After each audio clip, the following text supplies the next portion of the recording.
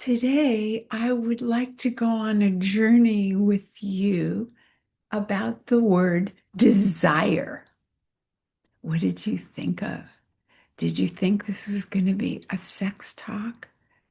I know we have a bit of confusion about that word because of our upbringing. Very few parents, and I know some who are an exception, but very few parents can talk to their children about passion and desire, and it's going to happen to you, that you're going to desire a sexual relationship, likely with someone, and so on.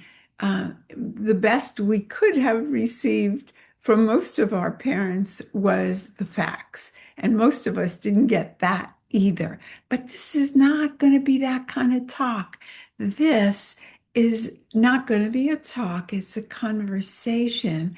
And it's going to start with my sharing something that started a whole contemplation about desire. And that was I was in a room with a very powerful 38-year-old woman. And she said, with no uncertainty, we never stop desiring. What? Never? Our grannies are desiring. So first, like you, I went to sex and thought of my elderly grandparents. So, ooh, that old childhood thing where we can't stand thinking of our parents doing it and so on. We all know about that. It's very common and it's repeated generation after generation. I would love for you to look at the email that came with this video or look on YouTube to read about my whole process. But what I'm going to give you is the summary. I have been exposed to the word desire that comes from the definition that what you desire is desiring you, because it comes from the Latin word dēsidērāre. I'm probably saying it wrong, which means from the stars. And so the thought is that we long for something that is absent, as if it's guided by the stars. So when we're in desire, we're in an energy that is connected to and from life, which makes it feel a great deal different from wants. And wants and shame have, and desire have both been shamed. So let's clean up both words. But one of the differences between want and desire is that want often comes from lack. Oh, I can't buy that purse because I don't have the money. Rich people or elevated people, or fill in the blanks. Maybe it's not purses, maybe it's education, maybe it's status, maybe it's finance. Doesn't matter what the subject is.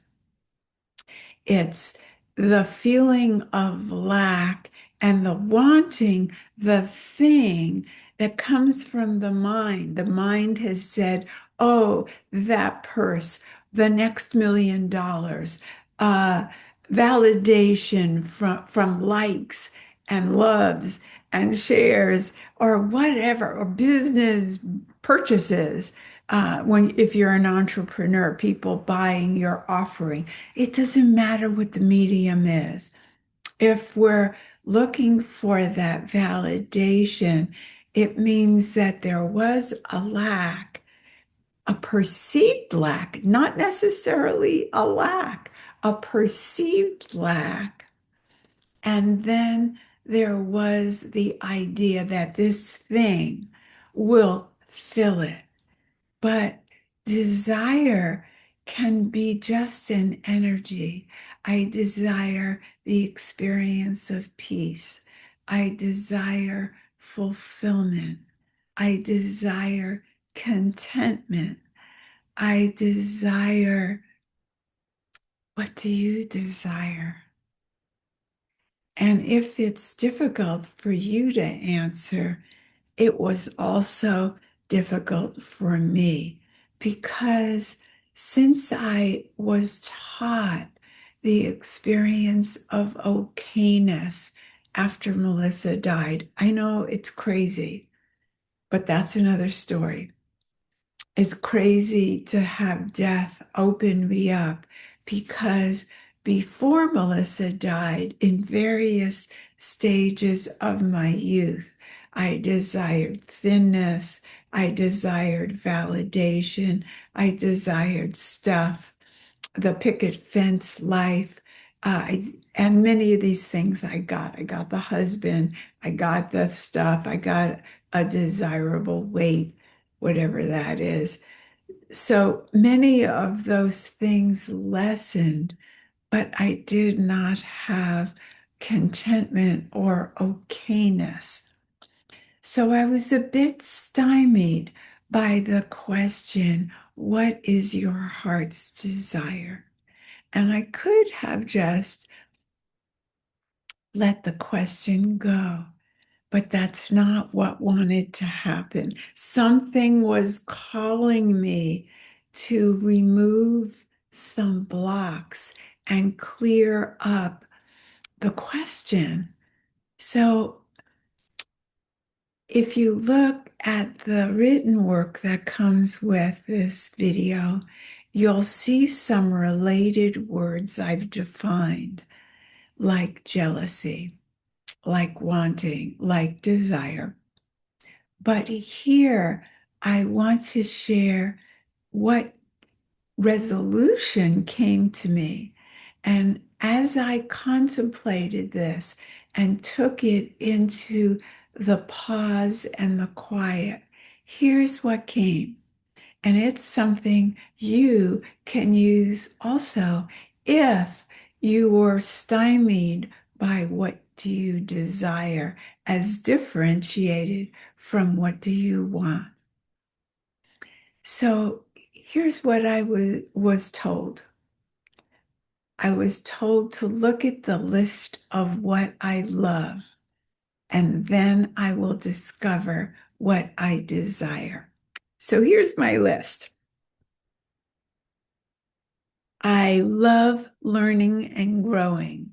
And I've spent an exorbitant amount of money this last year allowing myself to be in wonderful rooms with mentors that were inspirational to me. And it has been so filling, so satisfying. I desire fulfillment and satisfaction. And those don't take away contentment because it doesn't come from a lack. And it brings me even more overflowing from my cup. So if contentment is that my cup is full, I'm now overflowing with a passion for growing and expanding, especially in ways that are psychological, emotional, or spiritual, and usually all three.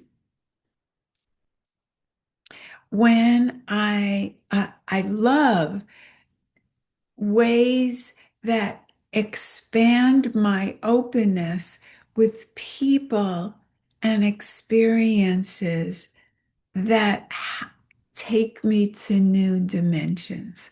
So I love depth and I love taking an ordinary relationship and connecting so that we become deeper. And that moment means so much to me. I love those moments. If I'm honest, I think I passionately love emotional, psychological, and spiritual growth. And I already said that, but it deserves saying again. And I noticed how fulfilled I am when I have that one connection. And sometimes that connection changes. It's at least one. Need is not the right word. It feels like a need because the desire is so powerful. But if we come from, I am okay without it because I never am without connection to source. So I always have that, which gives me the contentment and the okayness. But I do desire that deep connection with at least one person at a time. And I find that it's different. It might be with a mentor, it might be with my sister, it might be with a friend, it might be with my assistant, it might be with a client. It doesn't matter hierarchy. It could be with my husband, but I don't depend on him for that. And when it happens, it is glorious. I also love when I can communicate something deeply heartfelt, especially if it feels difficult to express. And doesn't matter if I'm talking to a friend or a client, it is deeply feeling a desire when I am able to communicate that. And here's the surprise. Lately, I've realized that I am actually a disruptor. And when it is for the highest good of all, I am more willing to be a disruptor than I care to be validated. And this is something new in my life. I think I've always been a disruptor, but it came with my earlier unsettled place of needing validation or believing I needed it. I don't think I ever needed it, but there was that thought. So that's called reverse engineering, going backwards from what you found to see what it is that is the answer to your question. If you don't know exactly the answer to your question, which I did not. So I would love it if you would write in the comment section or email me back, reverse, and maybe tell me something you desire. I would love for us to be in communication. And if you would like and share so other people can converse with us on these important, delicate subjects that mean so much to our heart's desire. Bye for now.